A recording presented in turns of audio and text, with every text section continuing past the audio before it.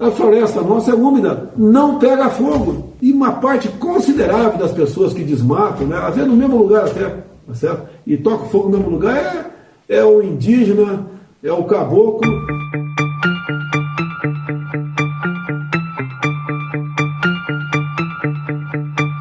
A questão ambiental tem sido calcanhar de Aquiles do governo Bolsonaro perante o mundo.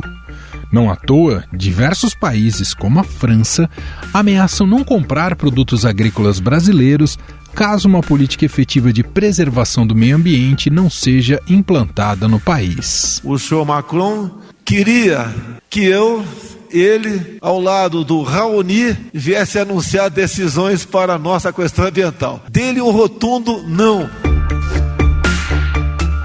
Essas cobranças se intensificaram com a eleição de Joe Biden nos Estados Unidos, que tem uma agenda ambiental ousada. Brazil, the rainforests of Brazil are being torn down, are being ripped down. Instead of doing something about that. E é nesse clima de desconfiança que Jair Bolsonaro participa da Cúpula de Líderes sobre o Clima, organizada pelo governo norte-americano e que será realizada de forma virtual nos dias 22 e 23 de abril. O governo Biden espera do presidente seriedade na discussão sobre o desmatamento e descarta, neste momento, focar recursos financeiros em troca de promessas de preservação ambiental. Em entrevista aqui ao Estadão, o ministro do Meio Ambiente, Ricardo Salles, declarou que conseguiria reduzir a devastação da Amazônia em até 40% em 12 meses, mas somente se recebesse $1 bilhão de países estrangeiros. E também um planejamento que permite que esse volume de comando e controle seja aumentado substancialmente se houver recursos para participar. Biden vem sofrendo pressões de organizações internacionais de meio ambiente e de direitos humanos para não fechar um acordo com o governo Bolsonaro, por acreditarem que o presidente brasileiro não é confiável e que repassar recursos antes de haver progresso real seria premiar o retrocesso.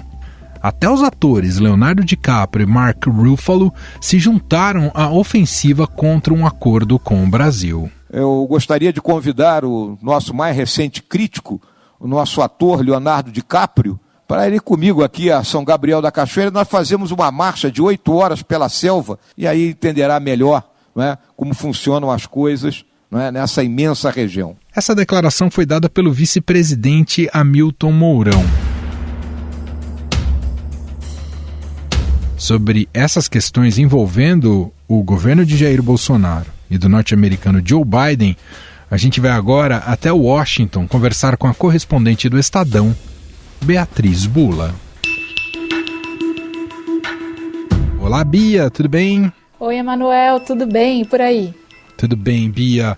Bom, nessa semana temos um evento bastante importante, virtual, mas que reúne diversos líderes mundiais, a Cúpula do Clima, com uma iniciativa e uma liderança aí do governo americano e do governo agora de Joe Biden.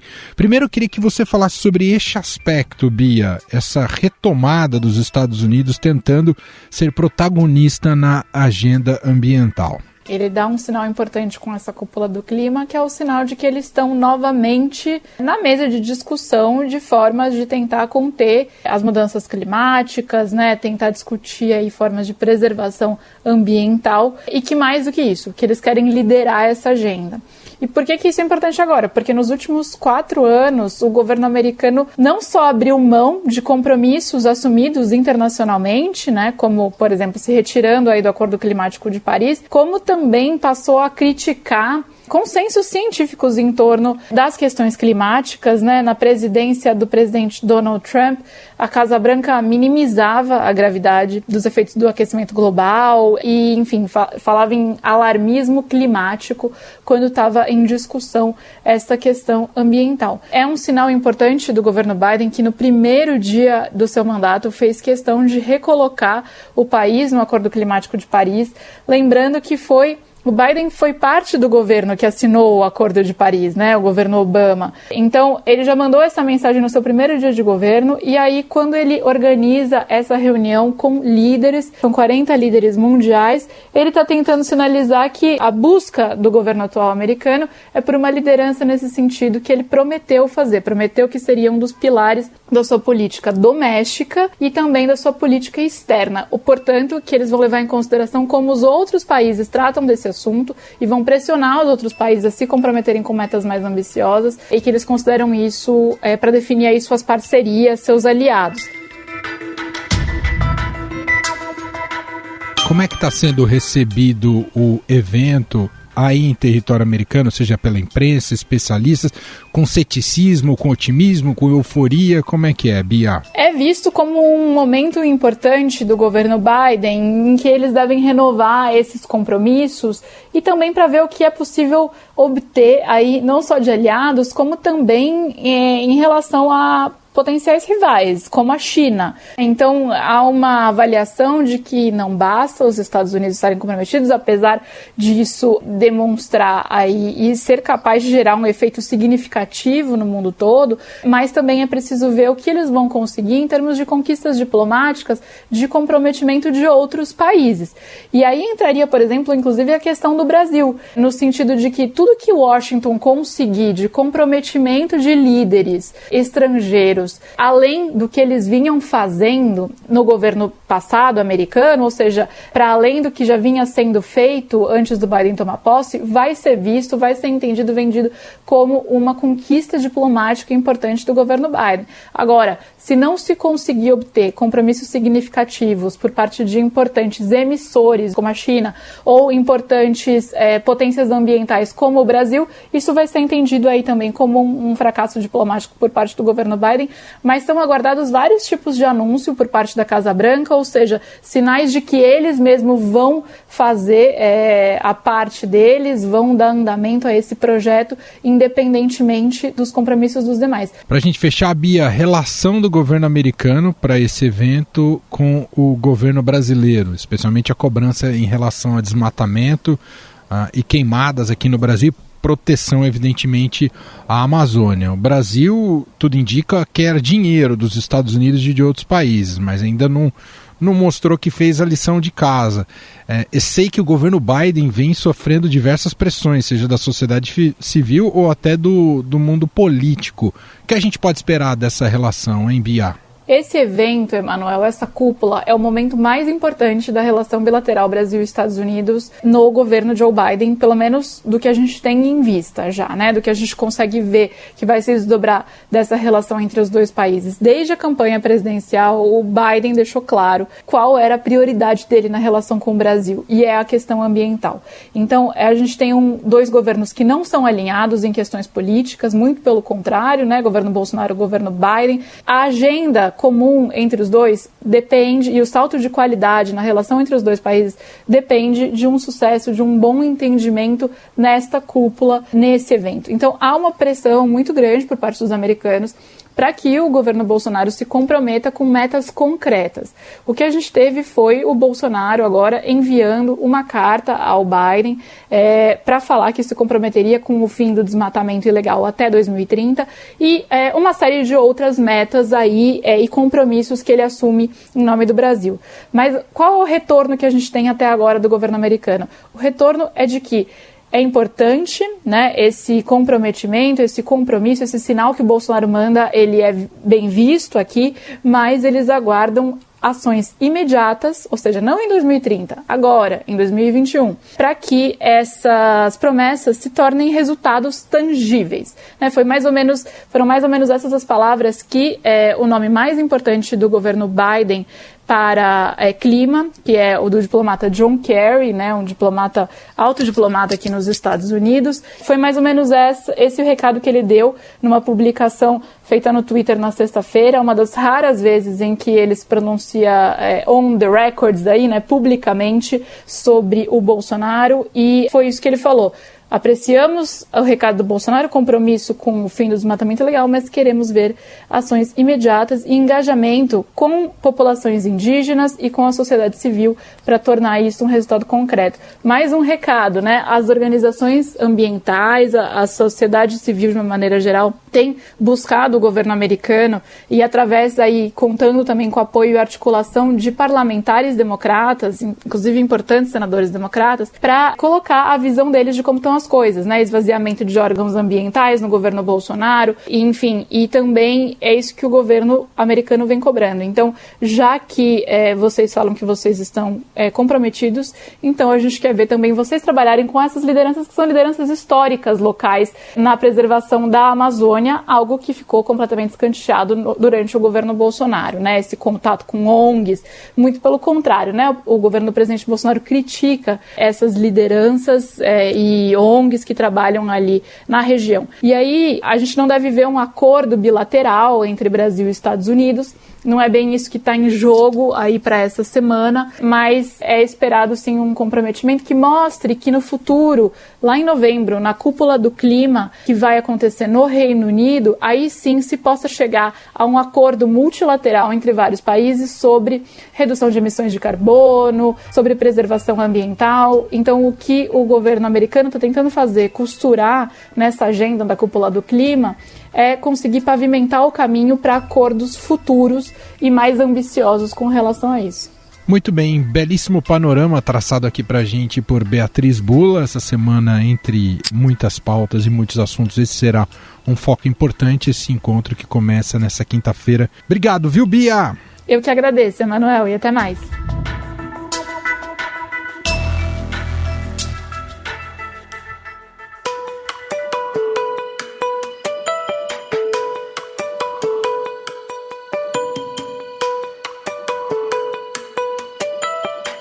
No Brasil, 23 governadores formaram um bloco chamado Coalizão Governadores pelo Clima, que assina uma carta endereçada ao presidente Joe Biden e que deve ser entregue ao embaixador dos Estados Unidos no Brasil.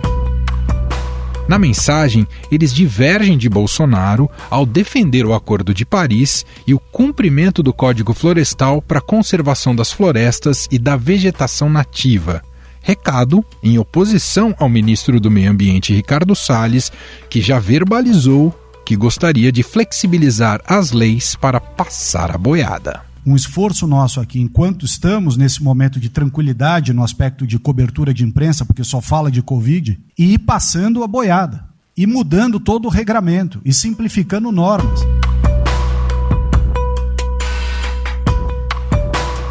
Por falar em Ricardo Salles, o ministro é um dos principais alvos das críticas sobre políticas ambientais no país.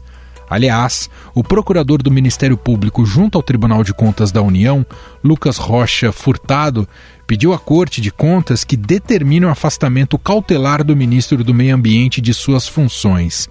A representação é baseada na notícia crime enviada ao Supremo Tribunal Federal, pela Polícia Federal, pelo ex-superintendente do órgão no Amazonas, Alexandre Saraiva, que acusa Salles de formar uma organização criminosa para atuar em favor de madeireiros clandestinos. Não é todo dia que um ministro de uma outra pasta se arvora a promover a defesa de infratores ambientais. Ricardo Salles se defendeu das acusações. Essa notícia é feita pelo delegado é claramente midiática. Ele está querendo criar um sentimento de alguma interferência que não existe.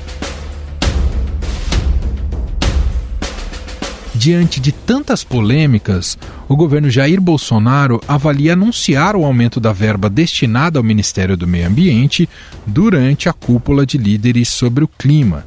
Em carta enviada a Biden, o presidente se comprometeu a acabar com o desmatamento ilegal no Brasil até 2030. Quem traz mais detalhes sobre a participação de Bolsonaro na cúpula do clima é o repórter do Estadão em Brasília, André Borges. Olá, André, tudo bem? Como é que tá, Emanuel? Tudo jóia? Tudo bem? Tudo certo, André. Bom, primeiro quero te ouvir sobre as estratégias do governo brasileiro, do governo Bolsonaro, em relação a essa cúpula do clima que começa nessa quinta-feira. André, o que você tem, o que você apurou em relação a isso pra gente? O que a gente sabe, né? Dentro do que a gente sabe, assim, estratégia talvez, até uma palavra assim que às vezes parece que tem algo muito complexo ou elaborado, né? Um plano e metas e tal, né? Eu não sei se seria até exatamente a palavra mais certa para a gente dizer o que vai estar na mesa nessa cúpula do clima que o Brasil foi convidado aí para poder participar, né? Com convite do presidente americano. O que a gente sabe, e o governo tem dito aí reiteradamente, seja o presidente Bolsonaro, seja o ministro do Meio Ambiente, Ricardo Salles. O Brasil quer dinheiro para poder cuidar do meio ambiente, Emanuel. O que está por trás disso? A estratégia, vamos usar essa palavra, do governo, é dizer que, basicamente, o governo federal já tem tomado medidas para poder preservar o meio ambiente.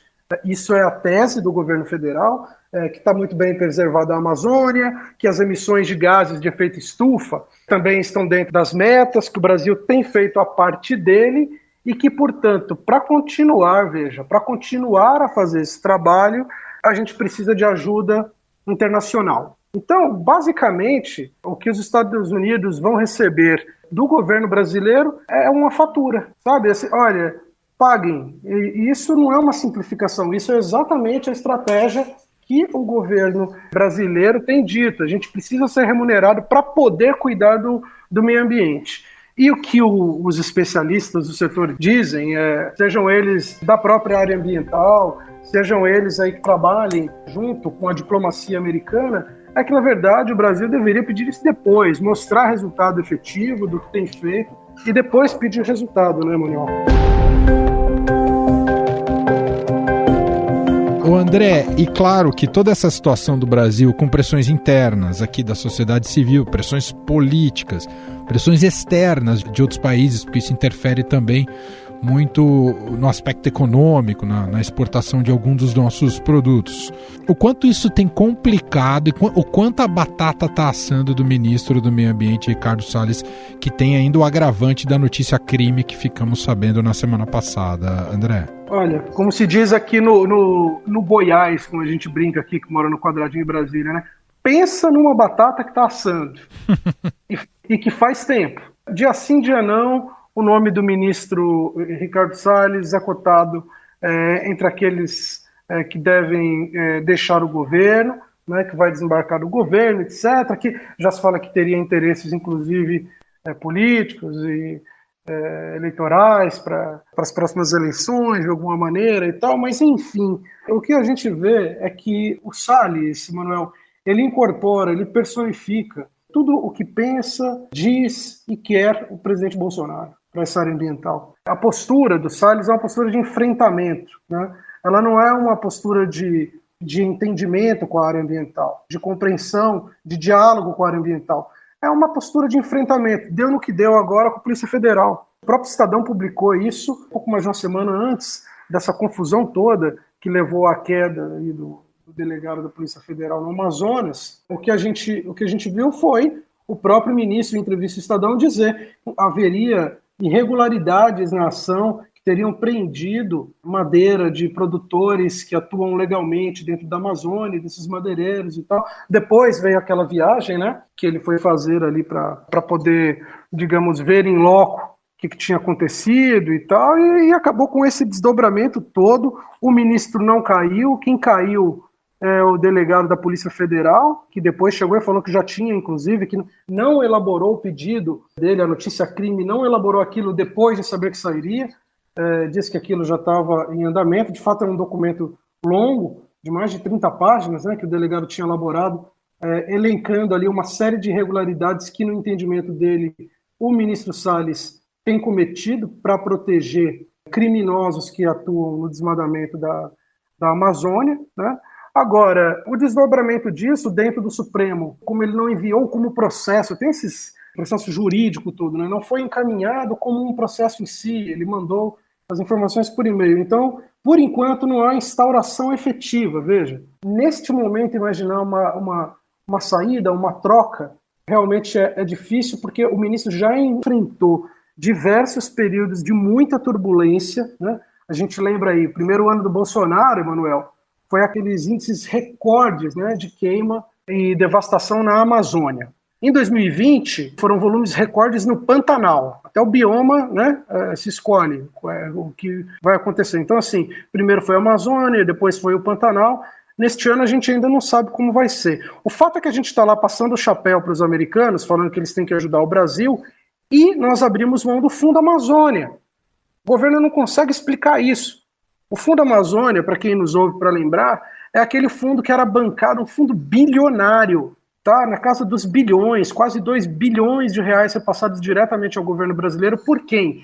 Pela Alemanha e pela Noruega. Então hoje a gente está pedindo dinheiro para o exterior, quando a gente interrompeu, aí leia-se ministro Ricardo Salles, interrompeu sim o programa, dizendo que o programa tinha irregularidades, que só passava dinheiro para a ONG, que não chegava na ponta, interrompeu um programa internacional, o maior programa de ajuda ao meio ambiente no Brasil. Desgaste político tem de sobra. Muito bem, esse é o repórter André Borges, diretamente de Brasília, participando aqui com a gente, contando um pouco mais sobre o ambiente político bastante tenso antes dessa cúpula do clima e que envolve também o ministro do Meio Ambiente, Ricardo Salles.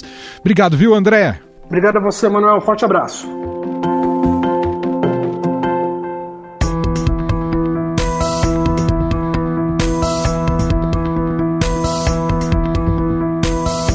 De acordo com os dados divulgados pelo Instituto Nacional de Pesquisas Espaciais, o desmatamento na Amazônia voltou a bater recordes em março e foi o maior nos últimos 6 anos. A destruição da floresta teve crescimento de 12,6% em relação ao mesmo período de 2020, ano em que o desmatamento atingiu os níveis mais elevados em 12 anos. Afinal, que resultados práticos teremos para o Brasil após a cúpula de líderes sobre o clima? Para fazer essa análise, convidamos o cientista e pesquisador Carlos Nobre, ex-titular do Instituto Nacional de Pesquisas Espaciais, o INPE. Tudo bem, professor? Seja muito bem-vindo aqui ao programa. Muito obrigado, eu que agradeço. Professor, já pegando esse gancho, o Brasil já vem aí numa interlocução com os Estados Unidos, e claro que o ponto de preocupação é a questão da preservação da Amazônia. E na última carta que o Brasil enviou ao governo americano, fica claro ali que há um interesse financeiro para que o Brasil consiga fazer essa proteção, inclusive contando com dinheiro de vários países ou também além de um aporte ali dos Estados Unidos. Esse governo tem condições de apresentar garantias de que vai se comprometer com a preservação ambiental? A questão é complexa. Por que a questão é complexa? Porque diferente de queima de combustíveis fósseis e substituição por energias renováveis, vamos supor que o Brasil fosse o principal fator de emissões do Brasil. Ao contrário, no Brasil, 24% das emissões vêm de queima de combustíveis fósseis. Na China, por exemplo, 80%. Então, vamos supor que essa fosse a questão e o Brasil buscasse um acordo com o governo norte-americano para mudar para energias renováveis. Aí sim, aí o Brasil poderia certamente buscar recursos, buscar investimentos, buscar ajuda para fazer uma rápida transição. Muitos países do mundo estão nessa direção. Só que aqui no Brasil, 70% das emissões vêm dos desmatamentos e da agricultura. Depende do nível de desmatamento, 40% a 50% das emissões vêm do desmatamento. E acima de 90% dos desmatamentos na Amazônia são ilegais, acima de 80% dos desmatamentos no Cerrado são ilegais. Então, não é uma questão que você consiga simplesmente me falar, me dê dinheiro que eu acabo com o desmatamento ilegal. Porque é muito mais uma questão de implementar um marco legal efetivo. Nós temos belíssimo exemplo, até 2012, de puramente com políticas governamentais, políticas efetivas de fiscalização, ações efetivas de fiscalização do IBAMA, do ICMBio, da Polícia Federal, das polícias estaduais, etc. Tudo uma ação articulada em conjunto, conseguiu espremer o crime organizado e diminuiu. Em 2012, o desmatamento chegou a 4.600 km² naquele ano e estava numa curva descendente. E o Brasil, fazendo isso, ele garantirá ou garantiria o apoio de inúmeros países para colocar recursos aqui para assegurar um novo modelo de desenvolvimento, um modelo que nós chamamos uma bioeconomia de floresta em pé. Então, é uma situação complexa. Professor, como é que o senhor resumiria o que está acontecendo com a Amazônia hoje no Brasil, para a gente ter uma consciência do significado dela e de quanto estamos perdendo esse bioma? Nós estamos muito próximos do ponto de não retorno. Em inglês a gente chama tipping point. Nós estamos vendo o sul da Amazônia muito próximos de uma savanização, de se tornar uma savana muito degradada. Não se tornar o rico bioma do Cerrado, é uma savana degradada. O sul da Amazônia, o nordeste da Amazônia até o Atlântico, ali as temperaturas estão aumentando muito na estação seca. A estação seca já aumentou 3 a 4 semanas, quer dizer, o começo da estação chuvosa no sul da Amazônia era no final de setembro, hoje já está na 3ª, 4ª semana de outubro. Essa região recicla menos água, transpira menos água, está perdendo carbono. Tem muitos trechos da floresta ali que a floresta não está retirando mais carbono. Anos atrás, anos 90, a Amazônia retirava mais de 2 bilhões de toneladas de gás carbônico da atmosfera. Hoje, esse número está passando um pouco de 1 bilhão e está diminuindo. Então, nós estamos vendo, nós estamos na beira do precipício da savanização. Então, nós temos realmente que rapidamente parar os desmatamentos, o mais rápido possível, em poucos anos, e, além disso, criar um grande programa de restauração florestal. Essa exposição negativa do Brasil diante do que tem feito na área ambiental, isso deve pressionar ainda mais pela saída do ministro Ricardo Salles? Sim, sem dúvida, porque o Brasil tem perdido credibilidade internacional. Inúmeros países já exigem a cadeia de suprimento de carne, de soja e de vários outros produtos, até de couro, completamente dissociados do desmatamento, cadeias que não têm nada a ver com desmatamento. Os grandes grupos econômicos mundiais, as grandes empresas dessas cadeias de alimentos, de outros produtos, de madeira, por exemplo, eles exigem isso. Isso está se tornando uma vontade global. Até a maior empresa de importação de soja do mundo, que é a empresa chinesa, exige que a soja não leve mais a desmatamento, senão não vai comprar a soja do Brasil. Já começou a fazer parcerias com outros países para diversificar a compra da soja. Então, quer dizer, o Brasil se tornou o páreo ambiental do planeta. Então, se nós não conseguirmos inverter essa rota, nós teremos um enorme prejuízo à economia do país. Inúmeras empresas não vão mais importar produtos agropecuários do Brasil, inúmeras empresas não vão investir mais, fazer investimentos no país, quer dizer, uma enorme perda. Nós estamos ali no limiar de cair no precipício. Só para a gente concluir, professor, a gente deve alimentar a expectativa que esse encontro virtual começa na quarta-feira da Cúpula do Clima, que saia algo de concreto desse encontro, metas definidas em conjunto, professor? O presidente, anteontem, já fez essa. Ele simplesmente reproduziu a nossa meta do Acordo de Paris, a NDC do Acordo de Paris, zerar o desmatamento até 2010. Quer dizer, ele reconheceu um feito importantíssimo, que quando o Brasil fez essa meta, o Brasil era um protagonista do combate às mudanças climáticas mundialmente. No mundo em desenvolvimento, o Brasil era o país mais valorizado, o maior protagonista, e fez uma meta muito ambiciosa de reduzir as emissões. Então, quer dizer, o presidente falou isso. Agora, uma coisa é um discurso político, a outra coisa, a partir desse encontro, dessa cúpula climática, é as medidas concretas. Então, o que o Brasil vai apresentar como medidas concretas? Não pode apresentar medidas tênues, medidas que foram um pequeno controle de desmatamento e aqui de queimadas. Não, o Brasil tem que ser corajoso. Nós já temos experiência de reduzir milhares e milhares de quilômetros quadrados num ano de desmatamento. Hoje nós temos ferramentas de monitoramento até mais avançadas. Agora, mais de 90% do desmatamento na Amazônia, mais de 80% no Cerrado, são criminosos. Então, é uma ação de governo. É uma ação que não é possível a iniciativa privada fazer sozinha. A iniciativa privada pode estar cada vez mais dizendo: não vamos comprar produtos que levem ao desmatamento. Mas quem tem que coibir, atacar, destruir o crime ambiental na Amazônia e no Cerrado é a fiscalização do governo. Muito bem, nós ouvimos o cientista e pesquisador Carlos Nobre, gentilmente aqui atendendo a nossa reportagem, falando um pouco mais sobre as expectativas em torno da cúpula do clima que começa nesta quarta-feira. Muito obrigado, viu, professor? Eu que agradeço.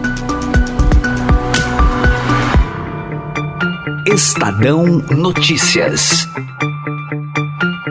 E este foi o Estadão Notícias de hoje, segunda-feira, 19 de abril de 2021. A apresentação foi minha, Emanuel Bonfim. Na produção e edição, Gustavo Lopes e Ana Paula Niederauer. A montagem é de Moacir Biasi e o nosso diretor de jornalismo, João Fábio Caminoto.